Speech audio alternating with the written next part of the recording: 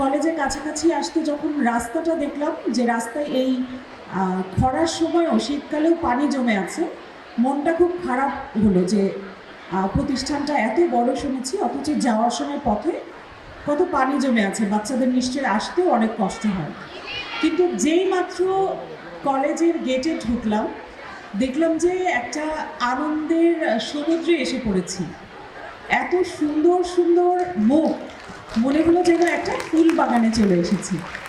এবং এতক্ষণ আমি ভুলে গিয়েছিলাম যে কোন রাস্তা দিয়ে কত দূর হয়ে এখানে এসেছি।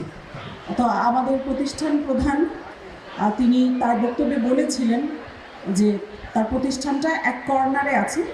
এটা হয়তো তার জন্য একটা দুঃখর বা আক্ষেপের বিষয় তার সফলতার ঝুলির মধ্যে। তবে আমার মনে হয় না যে এই অবস্থানটা আমাদের এই সুপ্রিয় শিক্ষার্থীদের গুণে এই অবস্থানটা অনেক উপরে চলে গিয়েছে। একটা ঢাকার মাঝখানে না হলেও এই প্রতিষ্ঠান তার রেজাল্ট দিয়ে, তার পারফরমেন্স দিয়ে এত উচ্চতায় তার অবস্থান নিয়ে গিয়েছে যে এখন দূর থেকেই সবাই প্রতিষ্ঠানটাকে দেখতে পাচ্ছে, চিনতে পাচ্ছে, এর ফলাফলের সুবাতাস ভোগ করতে পারছে। এটা অবশ্যই একটা গর্বের বিষয়। তো সাময়িক সময়ের জন্য হলেও এই স্বনামধন্য প্রতিষ্ঠানের সভাপতি হিসেবে, আমাদের সাবেক সভাপতির অনুজ হিসেবে দায়িত্ব পেয়েছি। এটা নিঃসন্দেহে আমার জন্য একটা সম্মানের বিষয়, গর্বের বিষয়।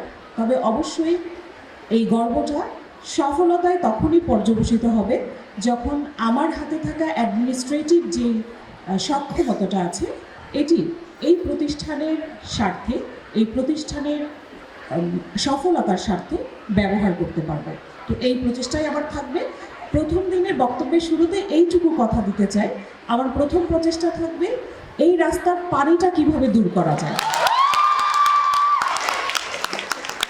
আমাদের এই ফুলের মতো সুন্দর শিক্ষার্থীরা এই ময়লা পানির ওপর দিয়ে প্রতিষ্ঠানে আসবে এটা তো আর মেনে নেওয়া যায় না।